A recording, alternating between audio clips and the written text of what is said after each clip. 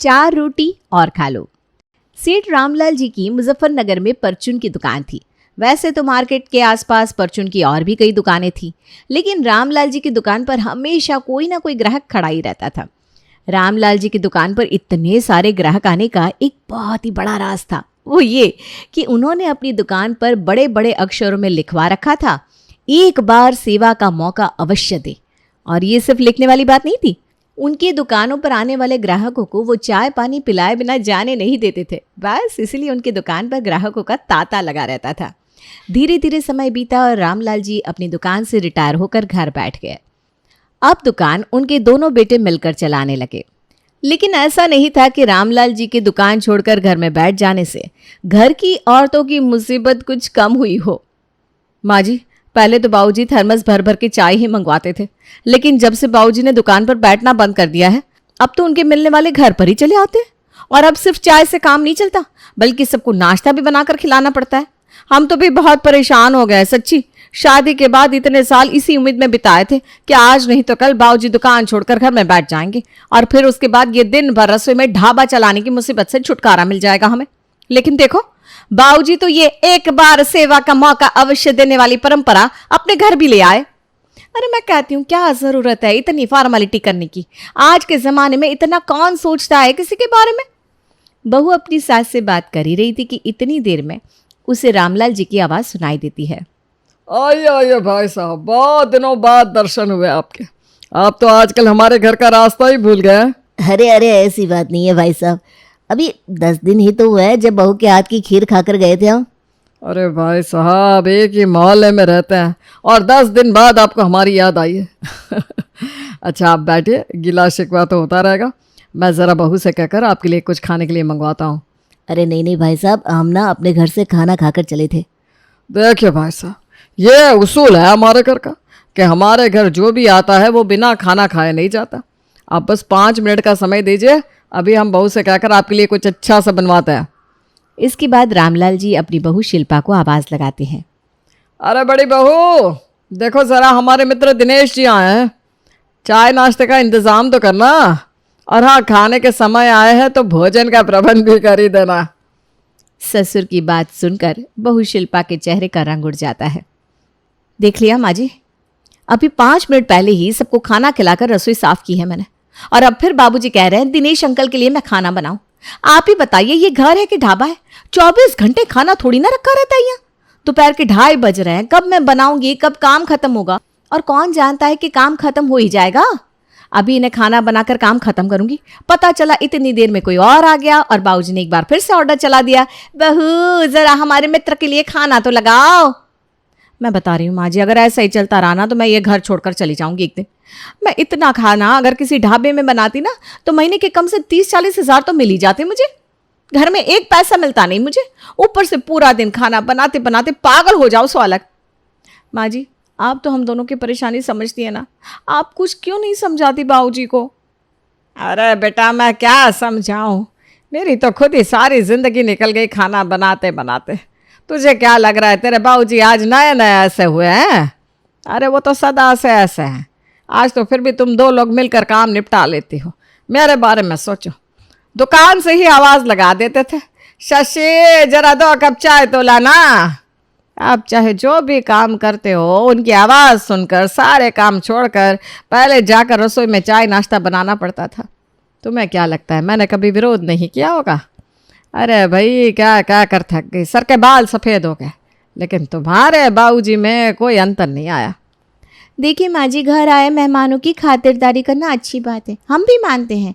घर आए अतिथि का आदर सत्कार करना चाहिए, लेकिन आपको ऐसा नहीं लगता कि हमारे यहाँ अतिथि कुछ ज़्यादा ही आते? अब बुरा मत मानिएगा माँ जी, लेकिन मुझे तो ऐसा लगता है कि हमारे यहाँ जो लोग आते हैं ना, वो दरअसल खाना खाने ही आते हैं। अब आप ही सोचिए, एक माचिस या 5 रुपए का बिस्कुट लेने के लिए दुकान जाने की बजाय घर पर आने की क्या ज़रूरत है?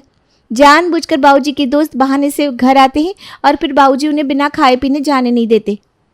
अरे बेटा, सब पता है मुझे। ये जो 3 नंबर वाले गुप्ता जी है ना, देखा है तुमने, हर दूसरे दिन आकर जम जाते हैं और 2-2 घंटे से पहले हिलने का नाम नहीं लेते। अरे खूब अच्छी तरह जानती हूँ मैं, इनकी दोनों की दोनों बहू 1 नंबर की नालायक है। नाश्ता तो किसी को क्या देगी, अपने सास ससुर को चाय तक नहीं पूछती। बस इसलिए हमारे यहाँ अच्छा अच्छा खाने के लिए वो बहाने से चले आते हैं, और तुम्हारे बाबूजी भी लगे रहते हैं खातिरदारी में। देखिए माँ जी, मैं नहीं जानती कि आपने इतने साल बाबूजी के साथ कैसे निभाया, लेकिन अब ज़माना बदल गया है। आजकल आप देख रही है ना बच्चों के साथ कितनी मेहनत करनी पड़ रही है। उनकी पढ़ाई लिखाई, एक्स्ट्रा क्लासेस, कोचिंग क्लासेस, सब कुछ मैनेज करना पड़ता है। ये हमारी माँओं की तो जिम्मेदारी होती है। ऐसे में बाबूजी हैं कि 1 मिनट का भी चैन नहीं लेने देते। ऐसे कैसे चलेगा, आप ही सोचकर बताइए। देख बेटा, मैं तो थक चुकी हूँ इस बुढ़ऊ से। तुम चाहो तो बात करके देख लो, अगर तुम्हारी बात उनके समझ में आती हो तो। देख छोटी, इस घर में किसी को कोई फ़र्क नहीं पड़ता हमें कितनी असुविधा हो रही है। कहते हैं ना, स्वर्ग को पाने के लिए इंसान को खुद ही मरना पड़ता है। अब अगर हमें इस मुसीबत से छुटकारा चाहिए ना, तो बाबूजी से बात भी हमें ही करनी पड़ेगी। बहुत लिहाज कर लिया हमने, बस अब और नहीं। दोनों बहुएं आपस में सलाह मशवरा करती है और बाबूजी के सामने जाकर खड़ी हो जाती हैं। बाबूजी, आपको याद है ना, 2 दिन पहले जेठ जी के एक दोस्त उनसे एक पेन ड्राइव लेने के लिए घर आए थे। हाँ बेटा, उस रोहित की बात कर रही है ना, जानता हूँ मैं उसे। अरे यहीं अपनी कॉलोनी में ही तो रहता है, बड़ा प्यारा बच्चा है। जी, उसकी ही बात कर रही हूँ। आप ही बताइए, रात के 8:30 बजे आए थे वो, और वैसे भी जेठ जी से सिर्फ एक पेन ड्राइव चाहिए थी उन्हें। 2 मिनट का भी काम नहीं था, लेकिन आपने उन्हें जबरन घर में बुलाया, पहले चाय नाश्ता कराया, फिर उसके बाद मेहमानों के सामने बहू ज़रा खाना भी ले आ कह दिया। अब मेहमानों के सामने हम लोग इनकार तो नहीं कर सकते, लेकिन सच बात तो यह है ना बाबूजी कि आप भी बहुत अच्छी तरह जानते थे कि हम लोग आधे घंटे पहले ही खाना खा चुके थे। ऐसे में अगर मेहमान को खाना खिलाना है तो उसके लिए हमें फिर से खाना चढ़ाना पड़ता। लेकिन आप कभी भी इस बात की परवाह नहीं करते कि आपके बैठे बैठे आवाज़ लगा देने से हम लोगों को कितनी परेशानी होती है।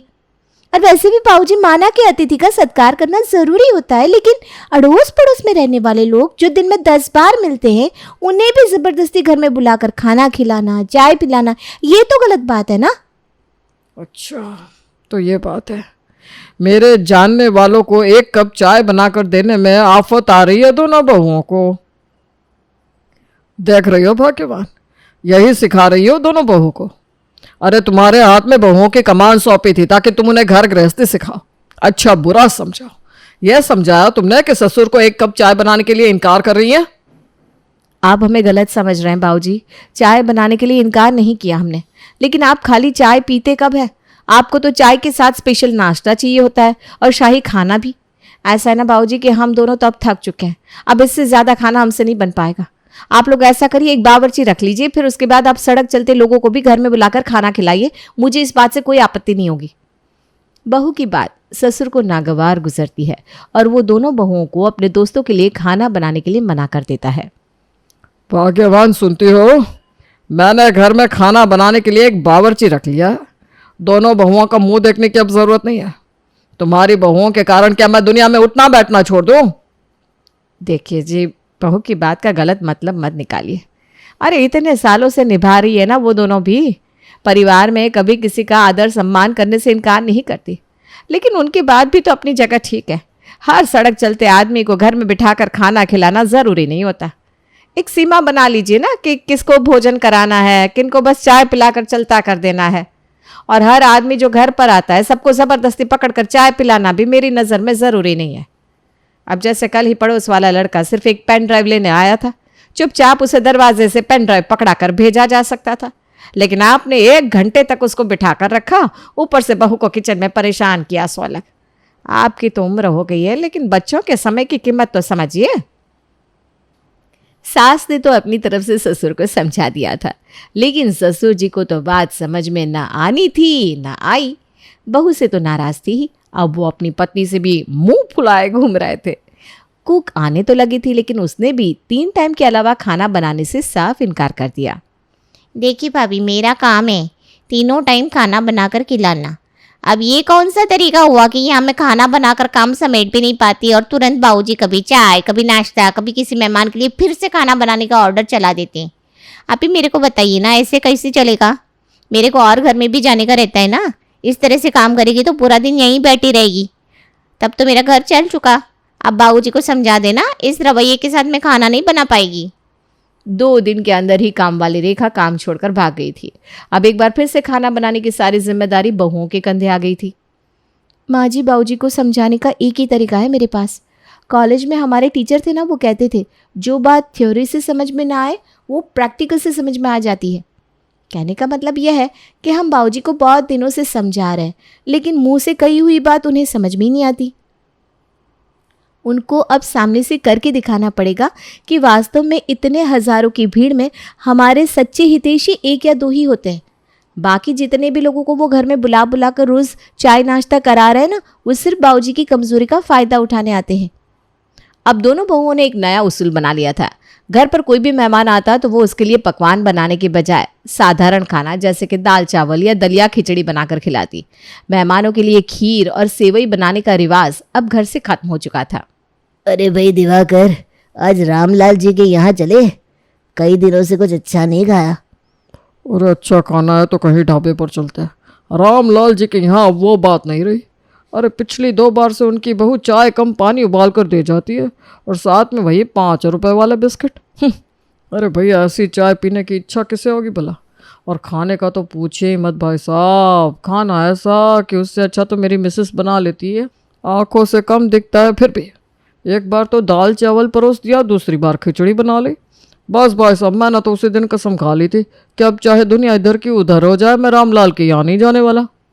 अरे तो छोड़िए ना, मारिए गोली चाय नाश्ते को। चलिए मिलकर ही लौट आएंगे, थोड़ी देर बैठेंगे, गप्पे शप्पे होंगे और क्या। अरे देखो, रामलाल के नंबर से ही फ़ोन आ रहा है। लगता है चाय पर बुलाना चाह रहा है। चलो ये भी ठीक है, खुद से चाय पर बुलाएगा तो कम से कम ढंग की चाय तो बनाकर पिलवाएगा।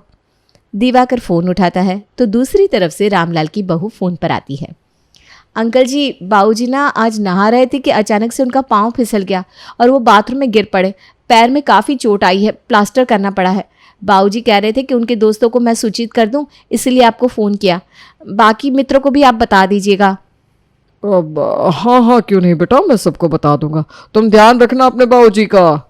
अरे भाई क्या हुआ? रामलाल का फ़ोन था क्या? अरे रामलाल की बड़ी बहू का फ़ोन था। कह रही थी बाबूजी गिर गया है, चोट लग गई उनको। तो फिर क्या कहते हो, चले मिलकर आए रामलाल से? अरे भाई मैं नहीं जाने वाला। अरे फ़ोन पर हाल चाल ले लेंगे, कोई ज़रूरी थोड़ी ना है कि वहाँ जाकर भीड़ जमा की जाए। वैसे भी उनकी बहू के बारे में तो मैं पहले ही बता चुका हूँ। मेरी कोई इच्छा नहीं है वो पानी कम चाय पीने की। हाँ भाई, बात तो तुम्हारी सही है। रामलाल जी के यहाँ जाएंगे तो बढ़िया चाय नाश्ता तो मिलेगा नहीं, और चाय में स्वाद ना हो तो बातों में भी मन नहीं लगता। ठीक ही कह रहे हैं आप। ऐसा करते हैं, हम लोग नुक्कड़ वाली चाय की टपरी पर चलते हैं। लेकिन रामलाल जी का पैर टूट गया है ना। अरे तो वहीं बैठकर फ़ोन मिला लेंगे, उनसे बातें भी हो जाएगी। चलो तो सही। सभी दोस्त मिलकर नुक्कड़ की चाय की दुकान की टपरी पर जाकर बैठ जाते हैं और चाय का आनंद लेते हैं, क्योंकि पिछले कुछ महीनों से दोनों बहू ने मेहमानों की खातिरदारी करने में थोड़ा हाथ खींच लिया था। इसलिए अब मेहमान उनके यहाँ आने में कतराने लगे थे। रामलाल जी के दोस्तों और रिश्तेदारों ने भी घर जाकर उनका हालचाल लेने की ज़रूरत नहीं समझी। यहाँ तक कि पड़ोसी भी एक भी बार उनसे मिलने नहीं आए। 1 सप्ताह के बाद, बाबूजी देख लिया आपने, पिछले 1 सप्ताह में आपका एक भी दोस्त रिश्तेदार मिलने वाला आपके पास नहीं आया। आपने सोचा नहीं कि ऐसा आखिर हुआ कैसे? सोच तो मैं भी यही रहा हूँ बहू कि आखिर अचानक से सबको हो क्या गया। पहले तो दिन में 2-2 लोग मिलने चले आते थे, और अब हफ्ता भर हो गया कोई झांकने तक नहीं आया।